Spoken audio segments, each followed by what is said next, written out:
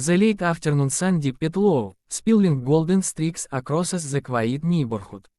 Families were out walking their dogs, children zipped by on scooters, and sprinklers hissed in neat arcs over freshly cut lawns. To anyone passing through, it was an ordinary day in a suburban community. But behind the white picket perfection, a storm was brewing, one that would reveal just how far corrupt HOA was willing to go and how badly they had underestimated the wrong man. On the corner lot stood a modest but solidly built house, its black iron gate closed, its garden neatly trimmed. Inside, Marcus Hunter sat calmly on his porch, sipping a tall glass of iced tea. His build was lean yet powerful, the kind of physique that carried an aura of discipline. His eyes, a piercing steel grey, scanned the horizon without ever truly relaxing. To the neighbors, Marcus was just another quiet homeowner, perhaps a little too private, but never unfriendly. What no one in the neighborhood knew, not yet, was that Marcus had spent 20 years in the Navy SEALs. Not just serving, but leading some of the most dangerous missions around the globe. He was the kind of man even hardened soldiers lowered their voices around. For weeks, the HOA had been targeting him. First came the petty finesse, his truck was too large, his flagpole too tall, his doghouse not in compliance. Then came the letters demanding payment for violations he never committed. Marcus ignored them, tossing the papers aside. He had no patience for games. But the HOA wasn't used to being ignored. They were used to fear. That is when the so-called HOA security force began showing up. They weren't real cops, onion with a sharp eye called CZ. Their uniforms were mismatched, their badges cheaply made, their built as heavy with gear they didn't know how to use. But they strutted through the neighborhood like they owned it, intimidating families into paying bogus fees. Word had spread, Marcus Hunter had refused to bow down, and that made him a target. On this particular evening, a convoy of 3 black SUVs rallied into the neighborhood, engines rumbling. They stopped right outside Marcus' gate, drawing the attention of every curious neighbor peeking through blinds. Doors slammed, and out stepped 6 men dressed in tactical gear, HOA police, plastered across their vests in bold white letters. Their leader, a tall, burly man with a square jaw and mirrored sunglasses, barked orders as to who were preparing for a military raid. Move in, arrest him for non-compliance, the man growled. The neighbors gasped, arrest. The HOA called Finn, harass, even file lawsuits, but arrest. That was a new level of audacity. Marcus didn't flinch. He set down his glass of tea, leaned back in his chair, and waited. His calmness was unsettling, almost predatory. The so-called officers stormed the gate, one of them fumbling with bolt cutters. With a loud snap, the lock broke, and the men piled onto his property like they had conquered some enemy stronghold. Marcus Hunter, the leader, shouted, by order of the HOA, you are under arrest for repeated violations and failure to comply. Come quietly, and there won't be trouble. Marcus slowly stood, his broad shoulders casting a long shadow in the fading light. He didn't raise his voice, didn't show an ounce of fear. Instead, he spoke in a tone so low and controlled that the men had to lean forward just to hear. You boys picked the wrong house. The leader scoffed. Savvy that guy act. You think we don't know who you are? Just another homeowner who doesn't follow the rules. Now put your hands where I can see them. Marcus' lips curled into the faintest smirk. If you knew who I was, you wouldn't be standing here. The men shifted uneasily, some gripping their buttons tighter, others flicking the safeties on their tasers. There was something in Marcus' stance, something in the way he carried himself. It was the kind of confidence only men who had walked through war could wear. The neighbors whispered among themselves, phones recording every moment. A few children had climbed fences to get a better view. The inner block seemed to be holding its breath. Marcus took one step forward. Then another. The fake cops raised their weapons, but their hands trembled ever so slightly. The air felt charged, like the tense silence before a thunderstorm. I'll drive you one chance to walk away, Marcus said, his voice like steel. Because once this starts, you won't control how it ends. But arrogance had blinded the leader. He waved his arm, shouting, "Take him down." The 6 men surged forward, clumsy, overconfident, believing they were about to teach Marcus a lesson. What happened next unfolded so quickly that the watching neighbors could hardly believe their eyes. Marcus moved like a shadow, swift and precise. The first man lunged, baton raised.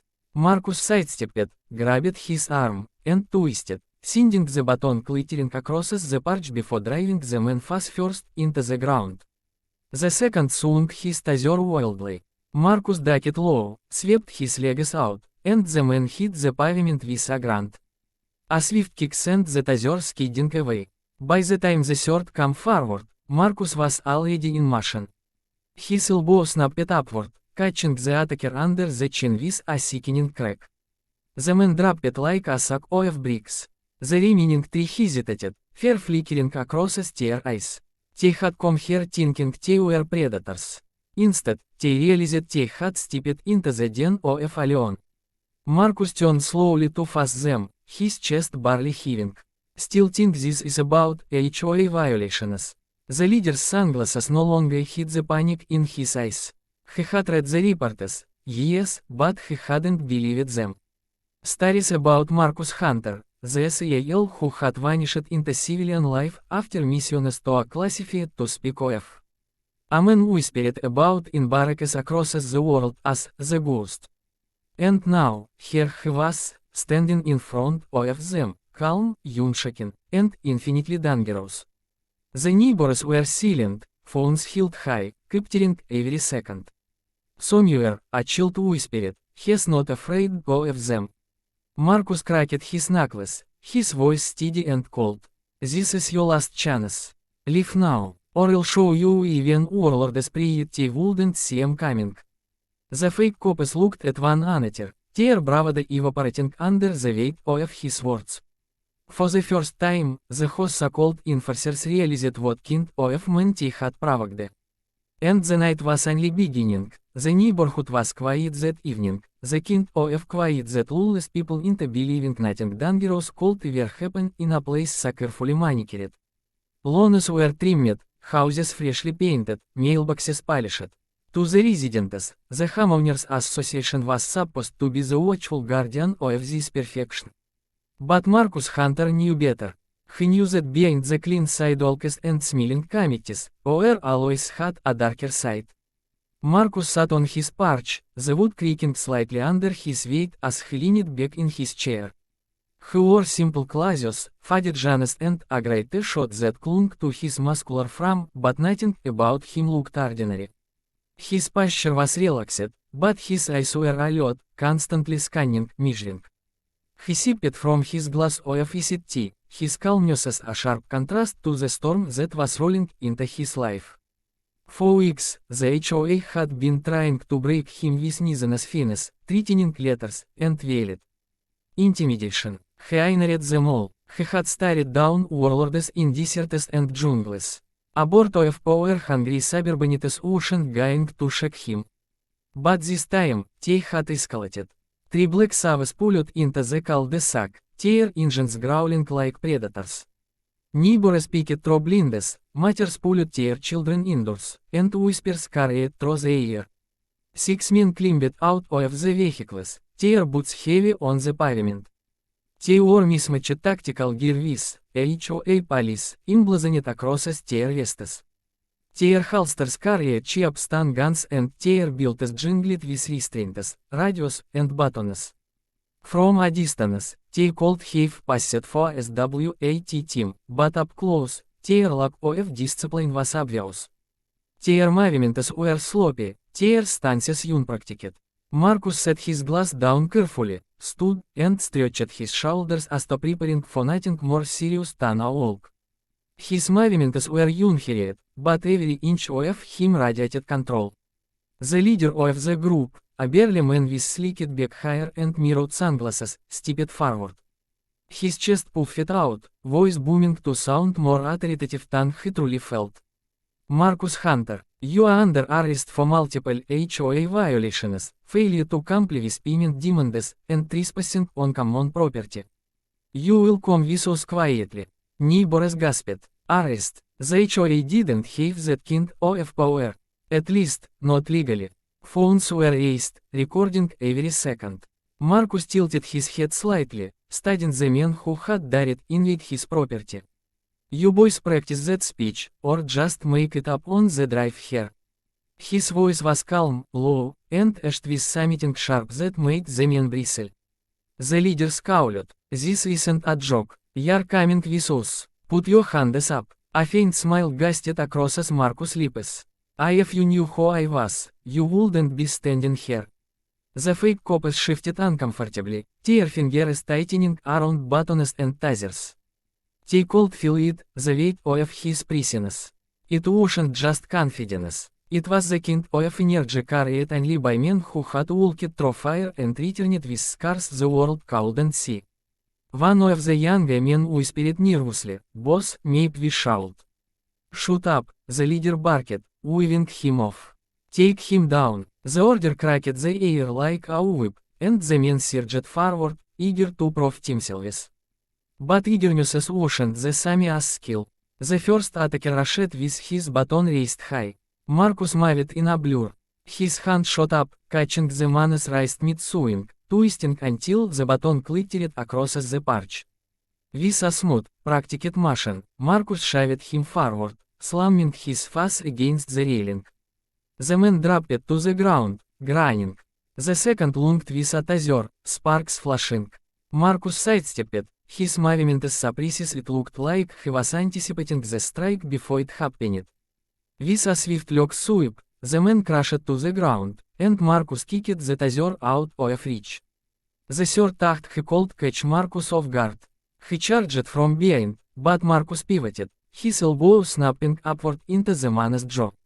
The crack echoed, and the attacker collapsed instantly, unconscious before he hit the floor. 3 men down in less than 20 seconds. The remaining trio froze, staring at the scene in disbelief. This wasn't what they had signed up for. They were used to intimidating homeowners, not facing down a man who fought like a ghost from the battlefield. Marcus straightened slowly, his breathing calm, as if he had merely stretched rather than disarmed 3 grown men. His eyes locked onto the leader. "Still think this is about HOA violations?" The leader's bravado faltered. Behind the mirrored glasses, fear flickered. He had heard rumors about Marcus, rumors that seemed too far-fetched to believe. A man who had vanished from military service after classified missions. A man whose name was spoken in hushed tones by soldiers who'd seen the worst parts of the world. They called him the ghost. The one you never saw coming until it was too late. The neighbors were silent now, hanging onto every word, their cameras capturing the unfolding standoff. Even the children who had been playing earlier were crouched low behind fences, eyes wide. Marcus stepped forward, slow and deliberate. The sound of his boots against the porch made the fake officer tense. "I'll give you one chance to walk away. Because on this starts, you won't control how it ends." The leader swallowed hard, masking his nerves with anger. "We're not afraid of you. Jet him." The last 3 surged in desperation. The first swung wild. Marcus ducked, driving his shoulder into the man's chest, flipping him over the railing. He landed in the grasses with a groan. The second tried to tackle him, but Marcus pivoted, grabbed his vest, and slammed him into the porch post, the wood rattling. The third froze for just a moment too long, and Marcus stepped in, disarming him with a swift twist of the wrist before sending him sprawling with a controlled strike. Within moments, all 6 men were on the ground, groaning, cawing, or completely unconscious. Marcus stood in the middle of his porch, unshaken. His shot wasn't even wrinkled. He looked down at the wreckage of the so-called HOA police, with an expression that bordered on disappointment. "This is what they sent," he muttered. The leader scrambled to his knees, his sunglasses cracked, his face pale. He looked up at Marcus with terror. What are you?" Marcus leaned down, his voice low and cold. im the man you never should have come for. The neighbors shivered. The leader staggered back, tripping over his own fallen men as he crawled toward the savage. His authority was gone, shredded by fear.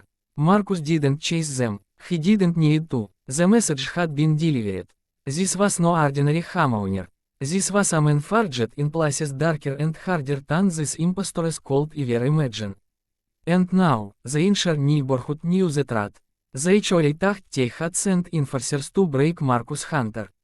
Instead, they had awakened the most feared Navy SEAL alive. And he wasn't done yet.